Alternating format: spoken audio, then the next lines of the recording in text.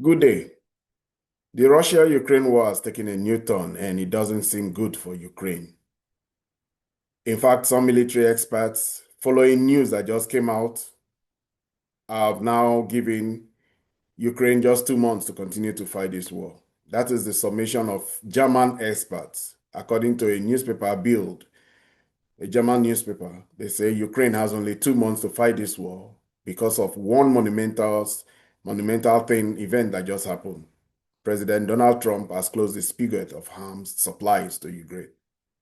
President Donald Trump has ordered the pause of military aid supply to Ukraine. No more Patriot missiles, no more Hellfire missiles, no more artillery shells, and no more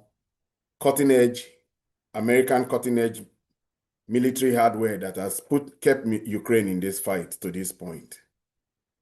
And the Ukrainians are not taking this event lying low. They promptly, on the news that President Trump has stopped this supply of arms to Ukraine, what they did is that they summoned the American Child Affair in London, in Kiev, John Ginkel. They summoned him and asked him that why is this going on?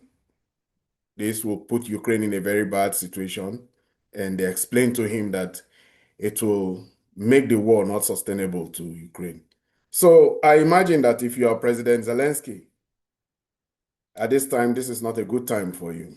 This really is not a good time if you're President Zelensky. You are under pressure. Your biggest supporter, the one who urged you to go into the war, America, has now told you that they're no more going to support you. Like I had said previously, a Pharaoh has come that does not know Joseph, and this Pharaoh has vengeance in his heart. I have said severally in several other videos that President Donald Trump, being a human being, is very resentful of the Ukrainians and he has vengeance on his mind. And no matter what any military analyst or any political analyst out there is putting out, I sincerely believe that it's for Ukraine will not have the support of President Trump, and he has finally shown it that now he doesn't need to continue supporting Ukraine. He wants them to make peace, and he knows that the more he gives Ukraine arms, the more Ukraine will fight, and the more Ukraine will be far away from making peace. Good day, and welcome to my channel, Ebimo Amungo's Perspective on Global Affairs. If you're new to this channel, please subscribe. If you have any ideas or any opinions regarding the video, please leave them in the comment section and do well to like and share. I have been saying this, that President Trump is not a fan of the Ukrainians. And in order to not spend further in this Ukrainian cause that was started, no doubt, by the Biden administration, President Trump had urged the Ukrainians to follow and toe the path of peace with the Russians. But the Russians have been very hard in their maximalist requests. One, they say no more military. They want the Ukrainians to cut down their military to just a 50,000 man military. They want the Ukrainians also to pledge that they will be a neutral country. They will never join any alliance, be it NATO. And now they've also started to say they don't want the Ukrainians to join the European Union. They also say that Ukraine should recognize the realities on ground.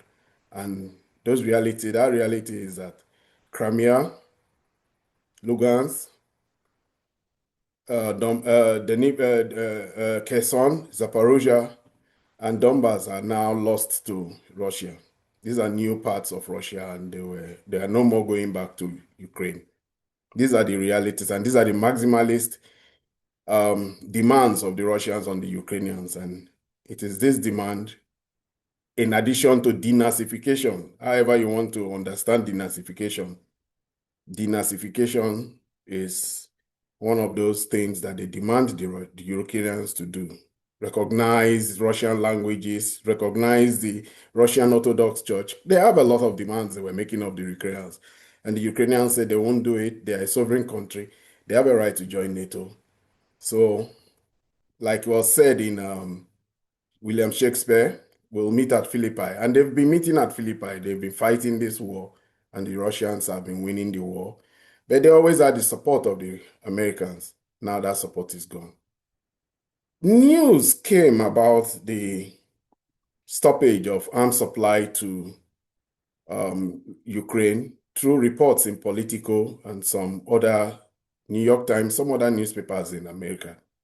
But it was when the Russian, the American NATO representative envoy, Matthew Whitaker, he now said that yes, America, because America is pursuing an American first agenda, President Trump has ordered that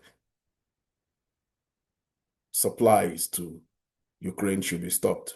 The idea is to pause it for a while now.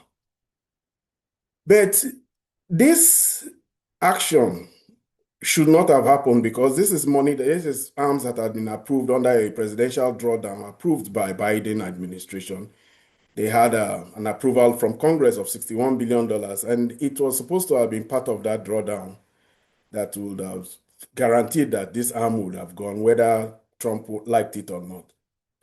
But if you ask me, recent realities and exigencies has impressed upon America the stark reality of their place in the world. Why do I say this?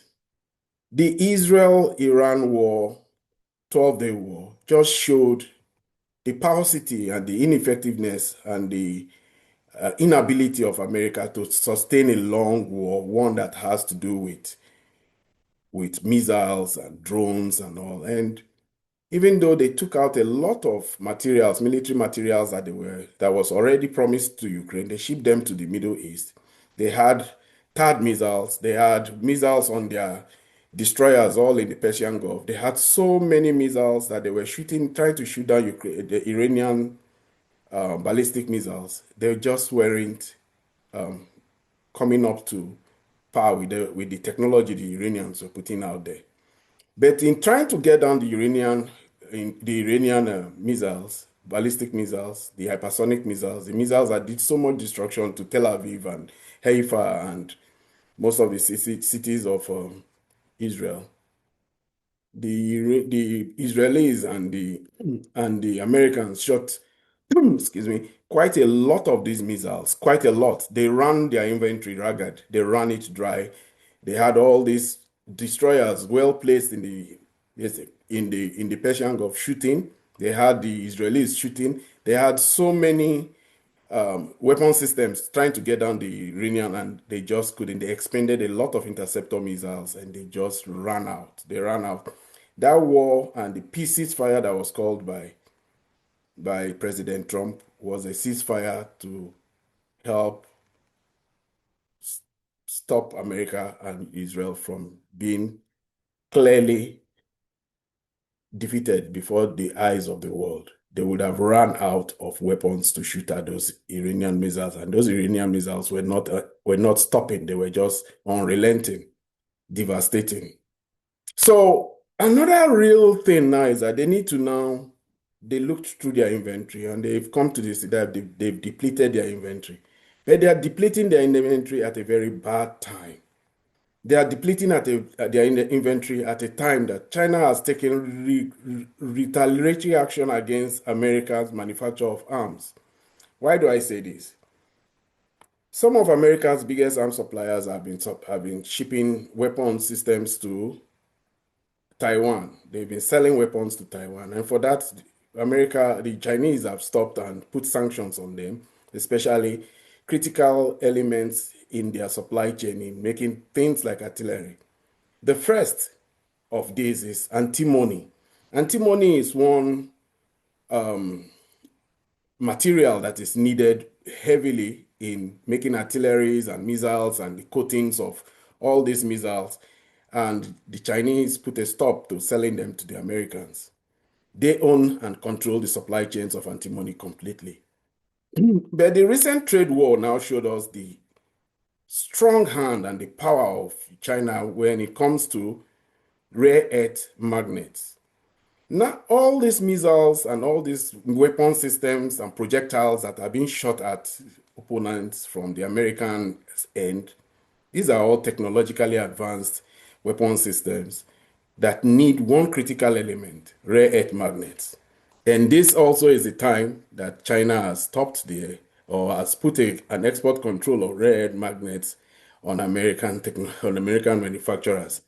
So one, the capacity to replace these weapons are there. It has been depleted immensely, very, very much so. It's been depleted, and as is clear to everybody, if America is now at that point where they have to make a hard choice, they also have their project against China still clearly in their sights, but their inventory is low. They need to start to take stock, and it is a clear reality that hit them.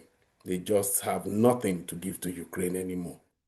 Because we already know that between when there is scarcity, the choice between Ukraine and Israel is a clear one.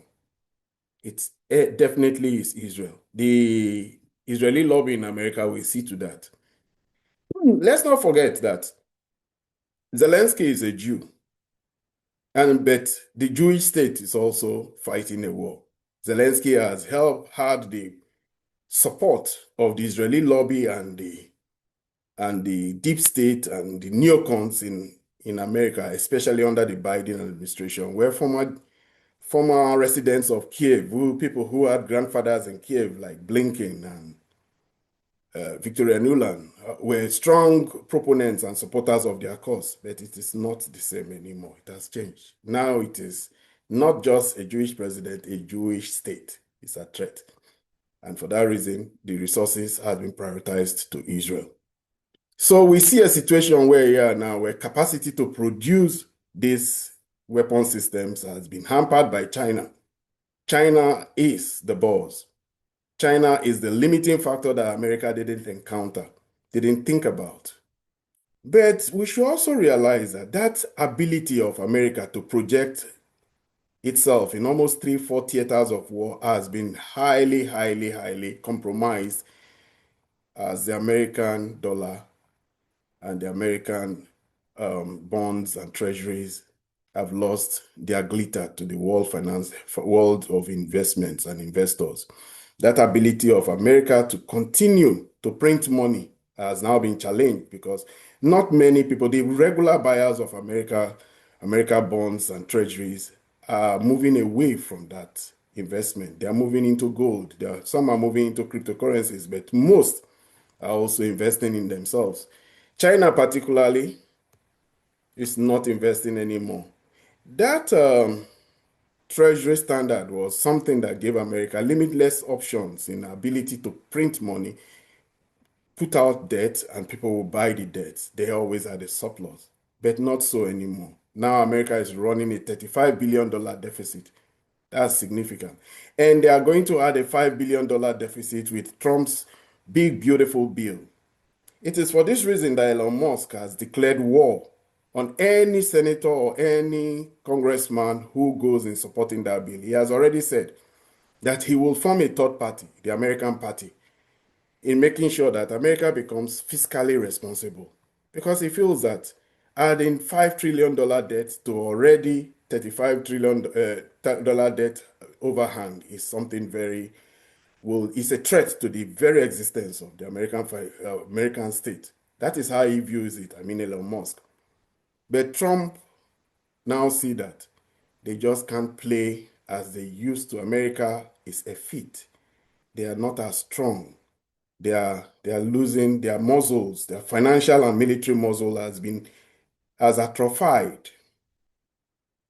America used to be Schwarzenegger in his youthful days, back in the 70s and 80s. America is now Schwarzenegger in his 70s. That reality is dawning very clearly, and they now know that they can do so much on many theaters. So while this pause of arms supply to Ukraine may have so many reasons, but it has a very practical reason. America just has to prioritize its own needs over that of Ukraine. The last president used to say he would support Ukraine as long as it takes. This president still knows that that last war really damaged America more than they would even admit. So this is where Ukraine is now. But Ukraine has not lost its supporters. The British Prime Minister Starmer in Congress, in Parliament the other day, pledged more money for Ukraine. He says he will raise money, he will get armed supplies to Ukraine. He says he's going to use frozen Russian assets in achieving that end. The NATO Secretary General on his own part, Mark Rutte, says that he understands America's position, why America is holding off. He does understand it. America first is something he has come to realize is important to Trump, but that America not supporting the Europeans, there will be a shortfall in arms supplies to to Ukraine. I wonder what's going on in the minds of the Balkan states of Estonia, Latvia, and Lithuania. Three countries, small in size, small in population, but very vocal in their anti-aggression and aggression against Russia. They will be worried also now that if the Russians win this war, they just might be the next countries that the Russians may look to. And already the Russians are looking their way. The Russians are beefing up their border, making sure that they feel the heat of the Russian bear. They are increasing military deployment around the Finnish, the Estonian, all the Baltic states. But if Russia has done more in recent times to show itself as a power, it is its response to the activities of the Baltic states around its 24,000 mile or kilometer Arctic border. As it stands, Russia has a very long Arctic border, but in the Baltic Sea, Russia has 9 enemies, 9 countries there, of which 7 are NATO countries. Recently, Sweden joined the ranks. So Russia has been increasing its military activity there. So in a very weird situation, as I've already said in my previous videos, Germany has become a very big, they've taken up the mantle. They are latecomers because Friedrich Merz was only recently elected to be chancellor. And he has taken a very hawkish position against Russia. It's new to this hawkishness. Before him, there had been a lot of British prime ministers and former German prime minister, but now he's new on the stage and he has to show himself. But there's one other person who is not new on the stage, and that's Boris Pistorius. Boris Pistorius is the defense minister of Germany, and he stated clearly that the growth and the activities of the Russians within the Baltic and the Arctic region has become a threat to that they will have to stand up and fight the Russians for threatening NATO countries from that flank.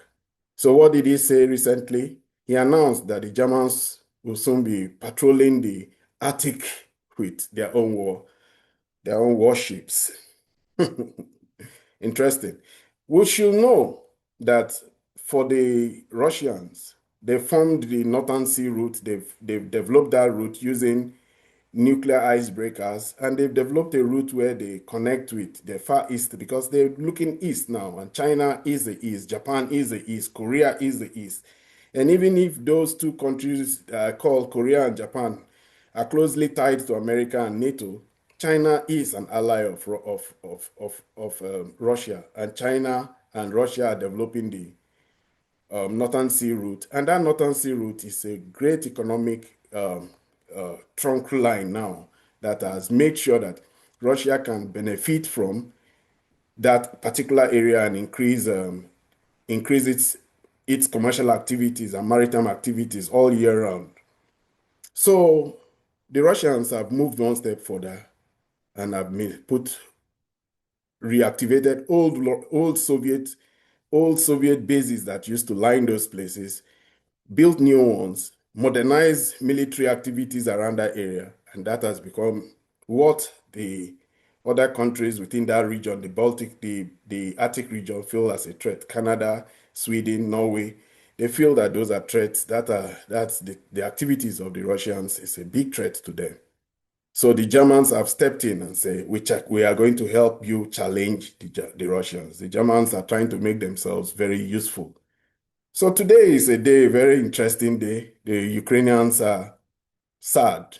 Zelensky is sad. He should be more sad because the news coming off the war front is really, really uh, sad one.